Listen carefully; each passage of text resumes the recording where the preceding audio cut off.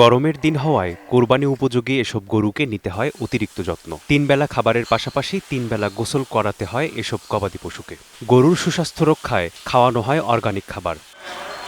তবে তিনতলা ভবনের খামারটি অন্যান্য খামারের থেকে ব্যতিক্রমী হওয়ায় এবারের ঈদুল আজহায় সাধারণ মানুষের নজরে এসেছে। ছোট জায়গায় বড় খামার তৈরি করতে একতলার উপরে পরপর আরও 2 তলা করে খামারটি বাড়ানো হয়েছে বলে জানালেন খামারের মালিক। ছোট পরিসরে আমি যদি বড় কিছু করতে যাই, তাহলে সেক্ষেত্রে আমি যদি উপরের দিকে গরুগুলো উঠাতে পারি, তাহলে সেক্ষেত্রে আমার ফার্মটা বড় হবে। যদিও জায়গা কম হয়, কিন্তু ফার্মটা অনেক বড় হবে। তো এই ক্ষেত্রে অনেকে উপকৃত হবে। যদি এটা দেখার পরে দেখা গেছে অনেকে তো উদ্যোগ নিতে পারে। যে হাইব্রিড খাওয়ালে এটা তো মনে হয় যে বেচের ফেললে আমরা পরবর্তীতে শরীর ভেঙে যাইব, দুর্বল হয়ে যাইব, বিভিন্ন ব্যাধি দেখা দিব, এই অবস্থা।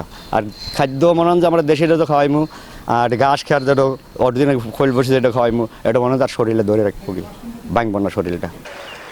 প্রাকৃতিক খাবারে গরু পালনে খামারিরা উৎসাহিত হওয়ায় খামারের গরুর প্রতি সাধারণ মানুষের আগ্রহ বাড়ছে দিন দিন, এমনটি মনে করছেন জেলা প্রাণী সম্পদ এই কর্মকর্তা। কোরবানি হাটগুলি বসবে স্থায়ী অস্থায়ী মিলে, সেখানে কিন্তু আমাদের পর্যাপ্ত সংখ্যক এবং বিভিন্ন সাইজের, বিশেষ করে মধ্যম আকারের গরু কিন্তু প্রচুর আমাদের এবার স্টকে আছে। গরুর একমাত্র খাদ্য ঘাস, ঘাস এবং ঘাস।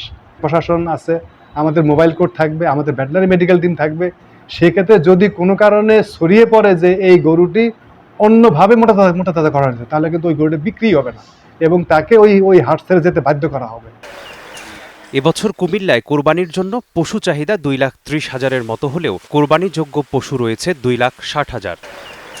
সময় সংবাদ, কুমিল্লা।